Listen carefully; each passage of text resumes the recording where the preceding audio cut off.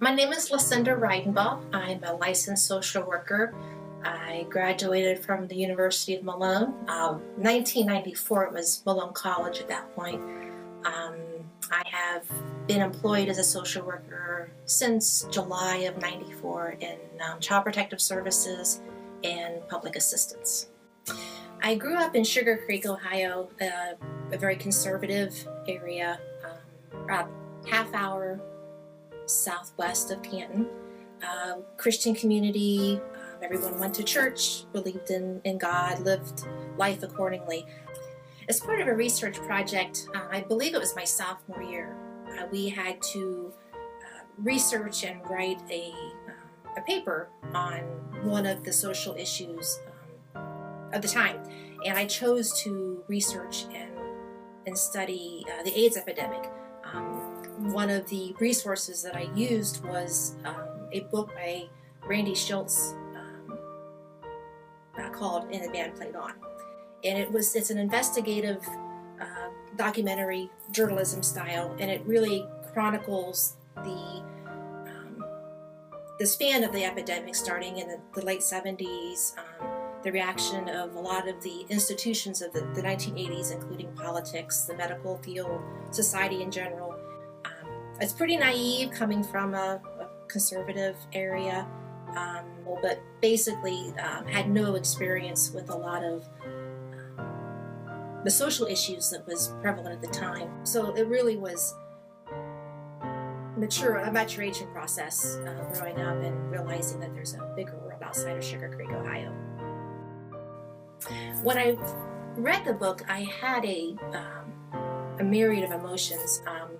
Disbelief, anger, I was hurt, I felt sad, and it was my first experience of people being deliberately cruel. They thought that the gays were deserving. They deserved this to happen to them.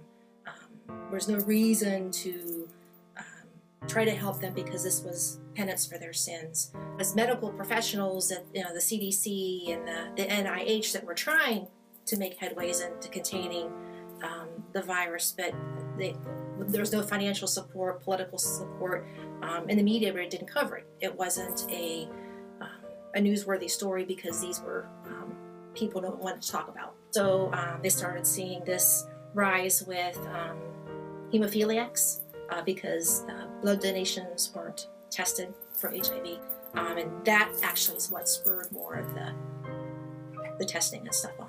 So it was very disheartening that the country that I grew up in was very different than what I thought it was.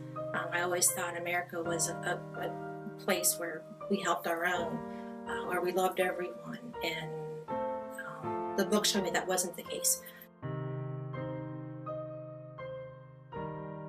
So it really opened my heart that we need to do better for people. It opened a door for me to look at not only this population of people, but people in general. Everyone is hurting.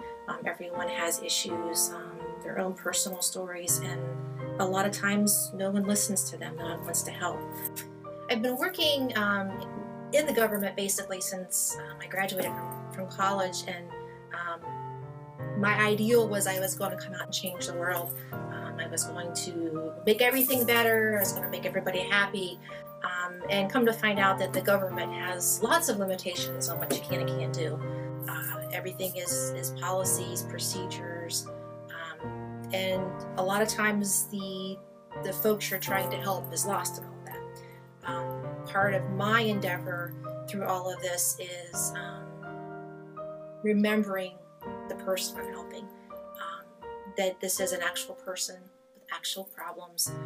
They may not be something that I've experienced that I can relate to personally, but I can identify with their need and their pain.